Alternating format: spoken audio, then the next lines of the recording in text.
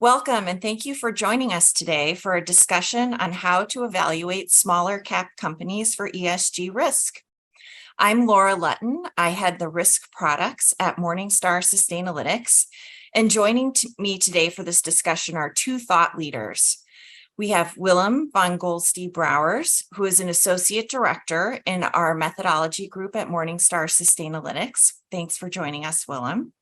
And Adam Fleck, who is the Director of Research, Ratings, and ESG at Morningstar Research Services. Adam, let's start with you. Sustainalytics offers ESG risk ratings on 17,000 companies worldwide. Those are primarily mid-cap and large-cap companies in that universe. And we've heard demand from clients for years about covering smaller cap companies. From where you sit in the research capacity, what are some of the challenges for evaluating smaller cap companies for ESG risk? Or maybe put another way, why would you ask Sustainalytics for help with this? Absolutely. Thanks, Laura. It's great to be here. I think there are three key issues that I see when I think about analyzing the ESG risk for smaller companies. And I think we can probably put emerging market companies into that bucket as well. First and foremost, disclosure and resourcing is always a challenging issue. And here we can look at some data. So you can see on this chart, we're looking at the estimated management score, which is a component within the ESG risk rating, as a measure for companies' disclosure and preparedness to address and manage their ESG risks. And you can see that the score tends to correlate with company size. Along the x-axis, we've organized these companies into buckets based on their market caps. So while it might be true that larger companies have the ability to better manage their ESG risks, it might also simply be an issue of disclosure, right? There could be differences in the amount of resources that smaller companies are able to dedicate to disclosing risks in the fashion that Sustainalytics or other ESG researchers are looking for, rather than truly reflecting a lesser preparedness to manage those risks. And on top of that, management at smaller companies might be pulled in many different directions, leading to ESG management receiving less prioritization or not following best practices and integrating that issue. The second key issue seems to be one of a media reporting bias. That can lead to differing outcomes for controversial ESG events, which is an important metric that we look at Morningstar and Morningstar Sustainalytics, and challenges then to make the most informed ESG conclusions, again, for smaller and emerging market companies in particular. So here, let's look at another chart. The number of controversial events per company here shows that the larger companies face more events on average, despite, as you can see in the red line, actually having similar underlying ESG risk, even a little bit less ESG risk. And on this chart, we can see that companies in developed markets, the x-axis here is GDP per capita as a percentage of the world average. Those developed countries, those richer countries, tend to face, again, a greater number of reported events. Despite here, that red line being even steeper, they're seeing lower average ESG risk. There's some skewing here from India and China, but nonetheless, those richer countries on average are seeing more events. I think this is a product of media bias. I don't think that larger companies or companies in richer nations are inherently embroiling themselves in a greater number of controversial ESG issues, but instead are simply in the news more. And news flow is the primary driver of identifying events for companies. And that can make it, again, challenging to properly follow the relevant news flow for smaller companies, companies in emerging regions. In other words, it's comparatively easier to analyze the ongoing ESG track record of, say, Apple versus a very small Indonesian real estate firm, to use one example. And the final challenge for analyzing the ESG risk of small and emerging market companies is that it simply takes a lot more analyst time to thoroughly understand the ESG risks of those firms. Given the challenges, and as we've talked about, tracking smaller companies' news flow, often more limited disclosure, and generally lower amounts of analyst coverage and transparency overall, there are more time and resources needed to provide solid conclusions on small companies versus larger ones. And when you think about emerging markets in particular, barriers like language, cultural differences, that can make getting up to speed on demand drivers, competitive landscapes, and management's ESG track record really difficult to ascertain. So putting all that together, those three key issues, from an investor standpoint, I'll admit the lack of easily accessible information can create opportunities for those who are looking to capitalize on their own research, but having an initial indicator to improve efficiency on the ESG research process would absolutely be very helpful. That's great, Adam. Thanks for those comments and highlighting some of those challenges to the research process. So Morningstar Sustainalytics is aiming to solve some of the challenges that you outlined with a new product called the ESG Risk Smart Score, which is a quantitative measure. It's meant to extend the ESG risk signal beyond those 17,000 qualitative assessments through the ESG risk rating. Willem, you've been involved in the development of the methodology around the SMART score, and I'd love to hear from you. What problems are you trying to solve with this new offering? Thank you, Laura. So we see that investors are missing immediate ESG signals that extend across a wide range of market caps and geographies. And this, we see, creates a barrier to integrating ESG across all public equity investments. So the ESG Risk Smart Score creates ESG signals for 34,000 companies. And that is in addition to those companies we already cover by the ESG risk ratings with our more fundamental research. So these 34,000 companies include microcap, nanocap, and frontier market companies. And the scores that the model produces in the ESG Risk Smart Score can be used as a severity flag or a heat map to identify areas of higher and lower ESG risk. It can also be used to flag companies which we estimate to have a higher ESG risk, where additional research may be prudent. And why use a quantitative model to do this work? Why not qualitative? So indeed, the ESG Risk Smart Score has a quantitative model, and this is different from the approach that we use for the ESG risk ratings. So in the latter, we use structured, analyst-driven fundamental research to provide a comprehensive assessment of the degree to which the value of a company is at risk driven by ESG factors and how a company manages these risks. And as Adam mentioned, fundamental assessments of companies are restricted by the human resource available and also the amount of information made available in corporate disclosure. So in other words, there is a limit to the number of companies that can be researched by analysts due to time restraints. To address this, the ESG Risk Smart Score model was developed to efficiently estimate the ESG risk of thousands of companies not assessed with an ESG risk rating without any analyst input. Furthermore, this smart score is able to provide signals for companies whose corporate disclosure on ESG issues is minimal. So these companies often do not have the resources to engage in ESG related matters. It is worth mentioning, however, that the ESG Risk Smart Score cannot fully replace the comprehensive research of the ESG risk rating, but it can complement these ratings by extending these risk signals to a larger universe of companies for which limited information is available. That's great. Can you tell us a little bit more about how the SMART score is calculated? Sure. We created a two-step process to arrive at an estimated risk score and risk category that reflects the scoring and categorization used in the ESG risk rating.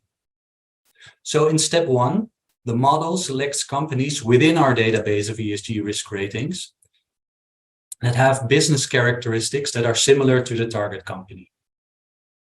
Then, taking a simple average of those similar companies, we can derive a solid first estimate of the target company's ESG risk.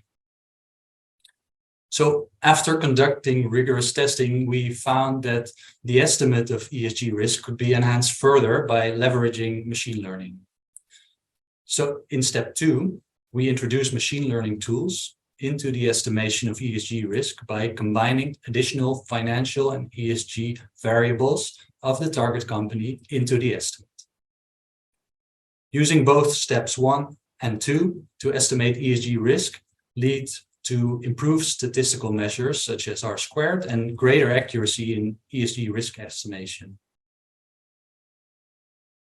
That's great. And I know that this SMART score depends heavily on the ESG risk rating in terms of how it's calculated. Can you describe a little bit more in more detail exactly how that works?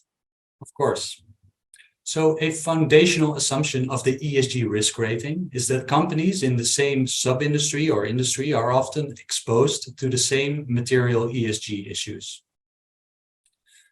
The ESG risk smart score leverages this assumption in step 1 of the model. It establishes a group of companies within our database of ESG risk ratings that are either in the same sub-industry or in other ways have similar business activities as the target company. We then expand this by looking at countries and company size. And companies in the same country are likely to face similar regulatory rules and country risk. And companies of a similar size are exposed to similar ESG risks. For example, Amazon is more like a Walmart than it is to your local bakery when it comes to ESG risk. So the ESG Risk Smart Score leverages all of these business characteristics to create an array of companies considered to be like the target company. And by utilizing multiple business characteristics in this manner, we increase the ways in which we can find companies that are similar to the target company, thus increasing the scope of our estimations. Thank you, Willem. Adam, I'm going to come back to you. Based on your research role, is it common for equity research analysts at this point to be using the kind of quantitative tools that Willem described? Yeah, it's a great question, Laura. I appreciate that. Yeah, I think quantitative tools are playing a much bigger role in analyst workflow today than they were in the past. As to your point, analysts aim to quickly uncover new insights. This is a game of time often, right? That's the limiting factor. And we need to be able to highlight quickly new areas of focus. Let me give you one example. Morningstar's equity analysts are now partly using an automated quantitative approach in analyzing uncertainty ratings, which is a key rating used to dictate the margin of safety that we demand when we're assigning our star ratings 1 through 5. Importantly, it's a hybrid model, though, which implements an analyst overlay as well. So like the ESG Smart Score that Willem was talking about, the quantitative approach is a great starting point for consistency that we're finding, but it still absolutely requires human judgment to unlock its full potential. Great. So speaking of research and insights, Willem, how do you expect that investors are going to use the ESG Risk Smart Score?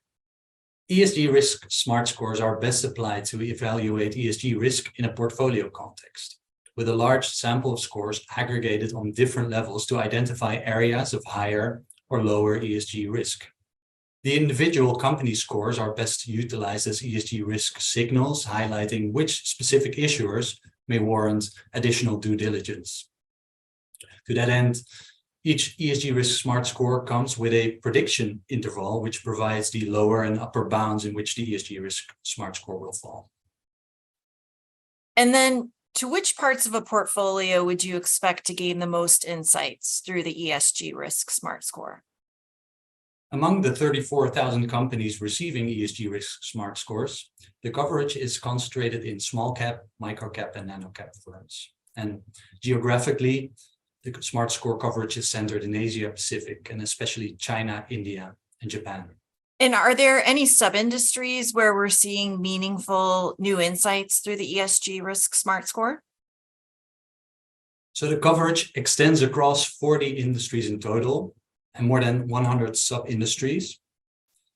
And the industries with the most Smart Score coverage are software and services firms. Those are about 2,600 companies. And second is banks, with more than 2,500 companies receiving an ESG Risk Smart Score. That's great. Adam, let me come back to you. What kind of role are ESG assessments playing in Morningstar analyst equity research day to day? Yeah, it's an increasing area of focus as our clients have certainly been asking that question, and our analysts have been considering how to best integrate ESG into our analysis. Ultimately, we at Morningstar recognize that ESG risk can be material to a company's financial performance over time, and that's why we've designed a process to integrate that analysis into our evaluation of every company across the 1,500 plus companies that our analysts cover globally. Now, ESG issues are a subset, of course, of many risks that our analysts consider when estimating the fair value estimate or the economic moat of a company's stock based on its future earnings, ultimately. But understanding the potential harm or help of financially material ESG factors and how those might contribute to a company's future earnings, I think is critical to a holistic view of the stock, and frankly, isn't optional. We need to look at this. Yeah, it's very reasonable to expect that these factors are going to have an impact on the long-term value of a company. Absolutely. That's great. Willem, I know you mentioned that the SMART score is using machine learning. Can you tell us a little bit more about the tools that you're tapping within the SMART score to generate the final outcome? Sure. So there are two machine learning tools used in the ESG Risk SMART score. The first tool is an open source gradient boosting algorithm called CatBoost.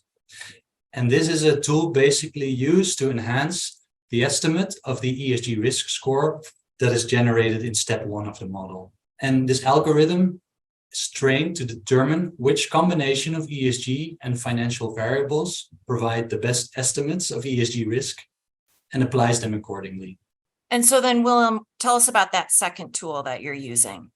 The second tool is called Jackknife Plus, which is used to calculate prediction intervals for the estimated ESG risk SMART score. The prediction interval provides an upper and lower bound within which we expect the score to be if we were to assess the company with an analyst-based research. As such, the prediction interval provides further transparency to the estimation, which we believe is essential when using machine learning models in our products. That's great. And last question for you, how do we measure the model's accuracy? We compare the model's estimated risk categories based on the estimated ESG risk SMART scores against the actual analyst-assigned risk rating categories that we have in our risk rating universe. So we calculate accuracy for each individual risk category and as an average across all risk categories. We found that the model provides a high level of accuracy with an average of 86% of companies correctly classified across all ESG risk categories. And this accuracy is even higher for companies with a severe risk category classification, where it is 93%. This helps investors to identify areas of increased risk for further investigation. Thank you for those insights. I am going to end it here. I appreciate everyone joining us for this discussion about how to evaluate smaller cap companies, emerging markets companies for ESG risk through the ESG Risk SMART score. Thanks again for joining us, and thanks Adam and Willem for all of your insights.